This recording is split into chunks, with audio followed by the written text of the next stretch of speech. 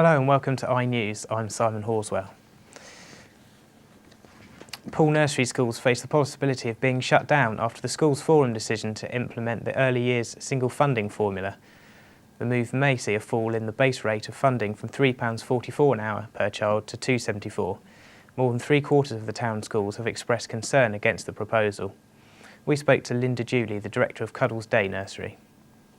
I think that the single formula funding that they're trying to implement, that they've got a couple of the criteria wrong. I think that the deprivation funding that they are trying to bring in is far too out of sync with the needs for those deprivation areas. When they've read the government's definition, the government have identified that areas of deprivation should be given more funding, but I think that they have outweighted this incorrectly. Residents are protesting over land being cleared at White Pits in Hengstbury Head. Worried locals contacted ward councillors Basil Ratcliffe and Eddie Coop in fear that the work might endanger the nature reserves in the area. However, many people, including Bournemouth Council, believe the work will actually enhance wildlife at the reserve.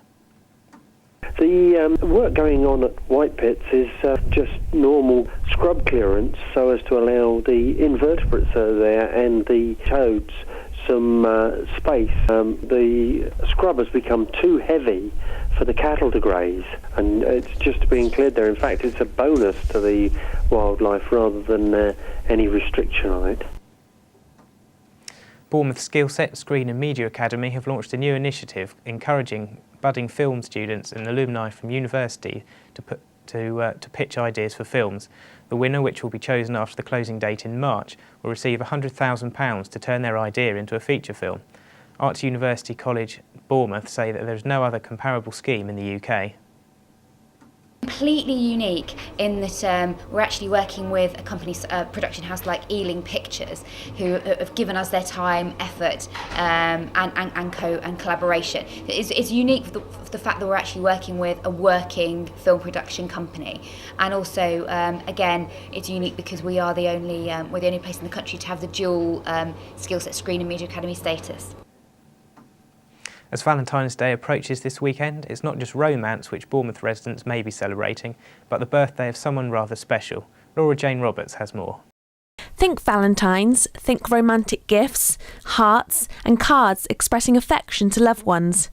But for the residents of Bournemouth, this day has a much deeper meaning because of this man. Lewis Tregonwell, born in 1758 on Valentine's Day, who bought land, built on it and founded Bournemouth Town. And this is where Tregonwell, with his second wife Henrietta, bought their first piece of land and built their first house in 1812, which is now a wing of the Royal Exeter Hotel.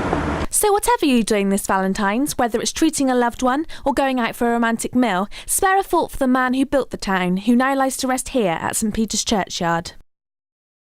This is Laura Jane Roberts reporting for Mam J News, Bournemouth. In last night's sport action, Bournemouth FC picked up a valuable 2-1 home win over Notts County. The Cherries went ahead after just 90 seconds, ending County's 4-match clean sheet record when Danny Holland's unchallenged header hit the roof of the net. Holland doubled the lead in the 35th minute with a deflected goal. County fought back by getting a goal by Neil Bishop 4 minutes after half-time, but that didn't stop them from their first defeat in 2 months. Bournemouth assistant manager Jason Tyndall expressed his relief after the match. We could have done better, obviously conceding the goal so early on into the second half. He's obviously made us a little bit more nervy, and we sort of couldn't really sort of play as much football because we were just a little bit worried about sort of making mistakes and conceding another goal. But we hung on well, and the lads worked extremely hard. Before we go, in other local news today, 11 people have been arrested as police clamp down on drug dealers in Dorset.